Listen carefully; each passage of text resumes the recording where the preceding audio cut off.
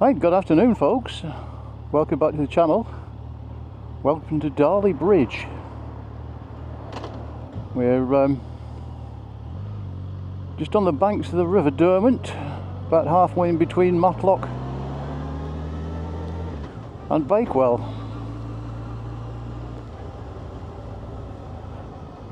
And today we are off in hunt of a few Derbyshire legends. So stick around and I'll catch you after the intro. See you in a minute.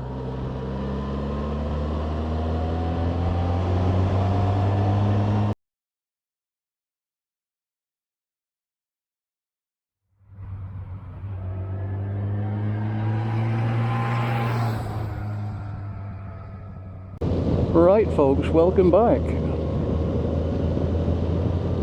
Welcome back to the Derbyshire Dales. So we're just heading for the village of Winster,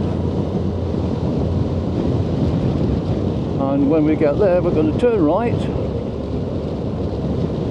and we're going to head up towards Birchover.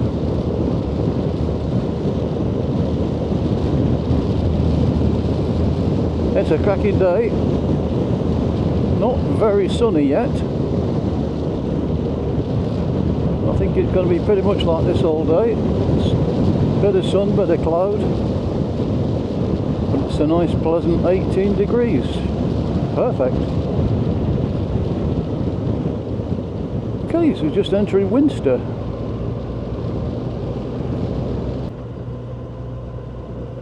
Nice little stone-built village, as you can see. Lovely cottages, nice houses.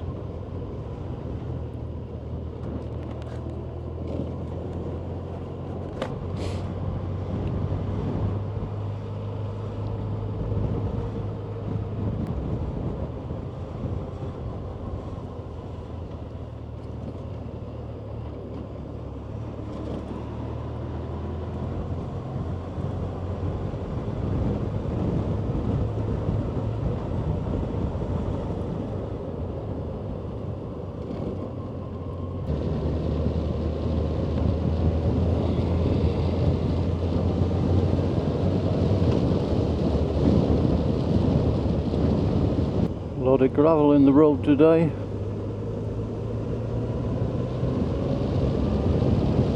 Got to be careful on some of these bends. It's absolutely magnificent scenery around here.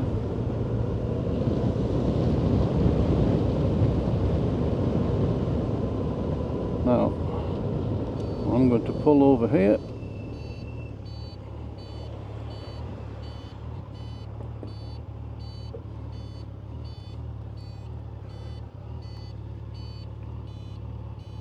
Oh.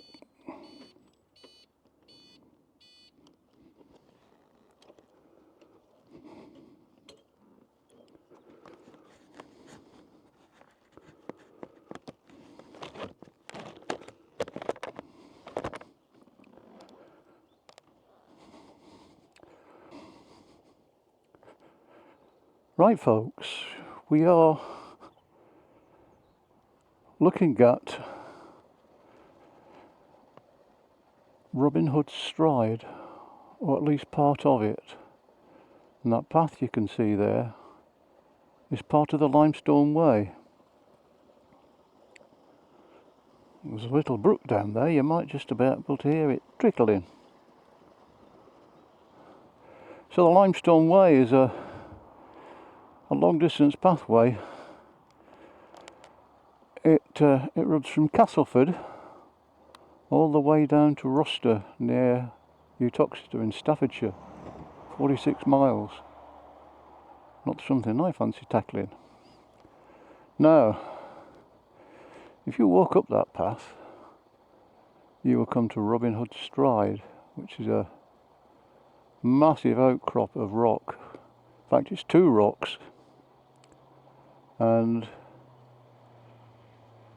from a distance it looks like an old ruined manor house, hence its other name, Poor Beggar's Mansion. I put some photos up there. It's beautiful. It's absolutely stunning scenery. And just to the north, there's a little stone circle. It's called the Nine Close Stones, or the Nine Close Circle, but there are only 4 stones. There used to be 9, but 5 of them either disappeared or fallen over and sort of disappeared into the ground. But it's beautiful up there. Stunning views across the hills and across the valley on the other side. And some of these rock formations, especially that bit up there, looks amazing from the other side. Now over to the right, if we look towards the east, we're looking at the start of Stanton Moor. Stanton Moor is rife with stone circles. Before you get onto the moor, just up there, looking east, and up in actually in the trees, is another small stone circle called Dol Tor, which is very atmospheric. It's a very small circle, but very pretty.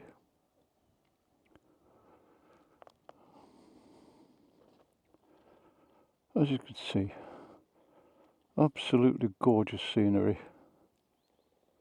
Beautiful. Okay, let's move on.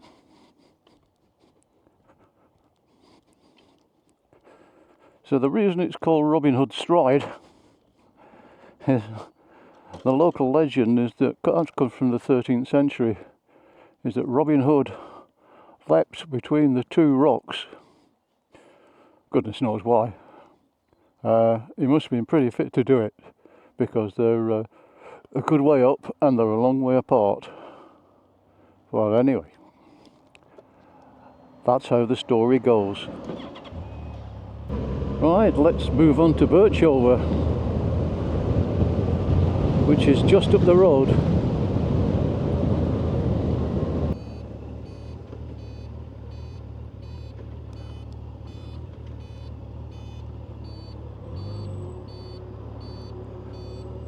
Bit of a tight turn, that one.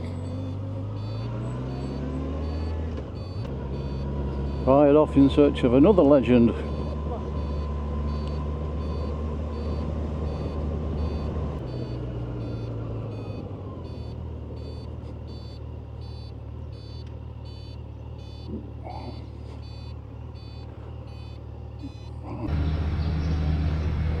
Okay, so what are we going looking for now?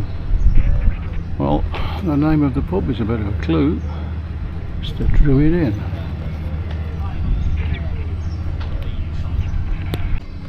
Right, so at the back of the pub beer garden is a little path, and that's where we're going. So this is the way up. Rotor Rocks.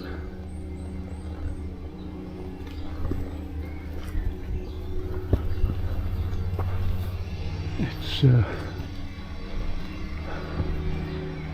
very strange place, as you can see.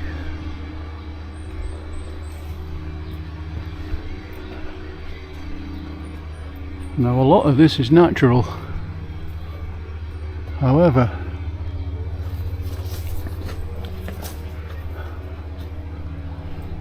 you can see that's not natural.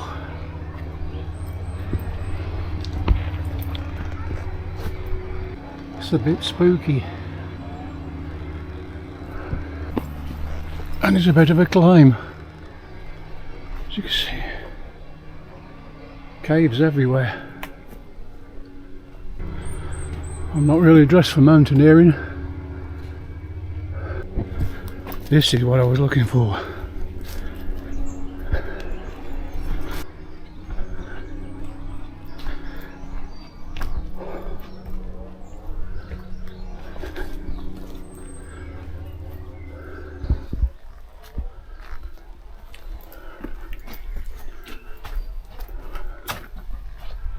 An awful lot of caves around here, and there's a reason for it. As I said, some of it's natural, but some of it isn't. Now, back in the 17th century, the local vicar, whose name was Thomas Eyre, used to come up here and write his sermons. Now, apart from being the local vicar, he was also a practicing druid, and on top of that, rumour has it, he also practiced witchcraft. So he was just about covering all of his bases on the religion front. Now, some of these caves he actually carved out himself. And apparently he used to bring his friends up here to entertain them. Now, read into that what you may, goodness knows, but it's a really, really weird place. Not ideal coming up here in motorcycling gear.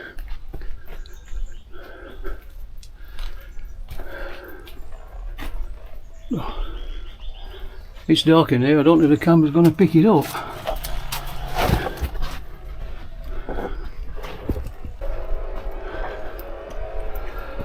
I've been meaning to come here for ages.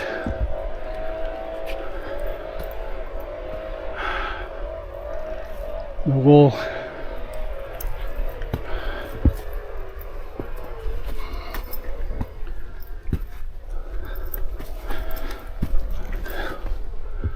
Oh boy, look at this.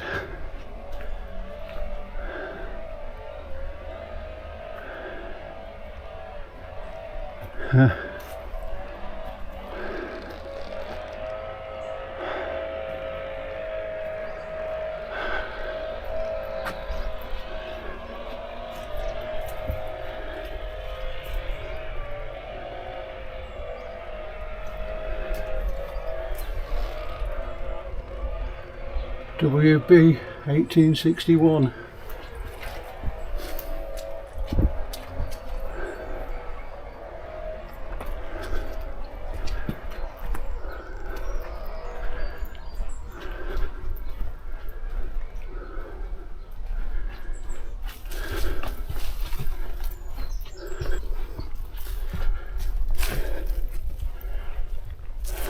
Someone's carved steps down there.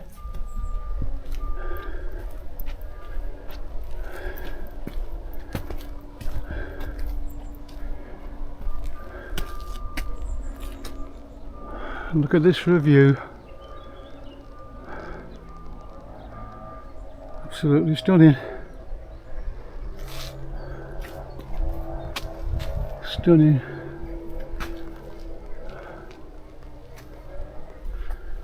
More steps. Thank you very much. Grateful for those.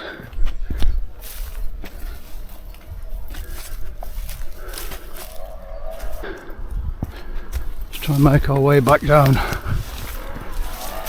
This place is fascinating. If you're in the area, you've got to come. It's amazing. Okay, so I've just climbed down the side of the hill. Just making my way back down now. You need to be very careful. It's very steep, very rocky. You've got to be careful where you put your feet. But yeah, do come and see this place. It's amazing. Right, let's go back to the bike. Move on to the next legend. Okay, so we are back at the bike. Let's move on. So we're going to ride up through Birchover village, out of the other side, and up onto Stanton Moor.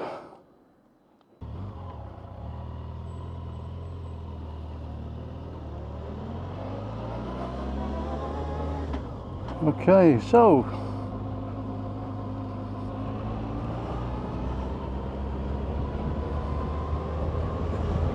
Yeah, a couple of minutes up the road, and we're gonna find our next intriguing object. Just over there is Barn Farm, which is a campsite, and that's the first place I ever moto camped. I did a one-nighter there just to check out my new camping gear. It's a nice place, but I have to warn you, they've got peacocks. They wake up very early in the morning at first light, and they make one hell of a racket, so do not expect to get too much sleep.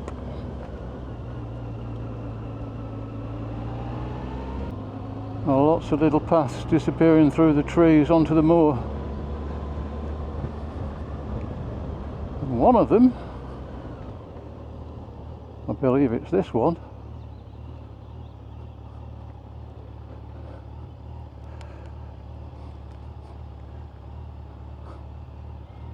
takes you to the Corkstone. Oh, there.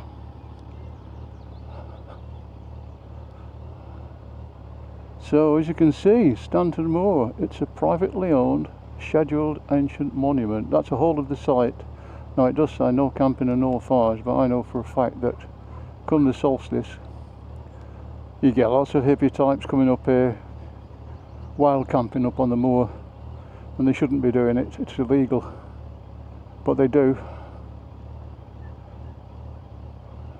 It's a very mysterious place, Stanton Moor. There's about 70 barrows up here, a lot of which have been excavated, and there's also no less than 4 stone circles, the most famous of which is the 9 Ladies. Now the legend is, back in the olden days, it always is, isn't it? Back in the olden days, a young lady from the local village got engaged. So to celebrate her impending marriage, she and 8 of her friends came onto the moor to dance, and they danced all weekend. They danced all through Friday and all through Saturday, and they danced into the early hours of Sunday morning. Dancing on the Sabbath was considered a mortal sin, so as punishment they were all turned to stone. So that's why you see 9 ladies standing there for all eternity dancing. There is actually a 10th stone, which is the fiddler who played for them. He got turned to stone as well. It's a very mysterious place, Stanton Moor. The legend's strange enough as it is. It's a complete fallacy, of course, because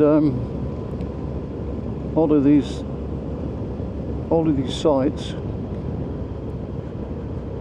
they're actually Bronze Age, so they're 4,000 years old.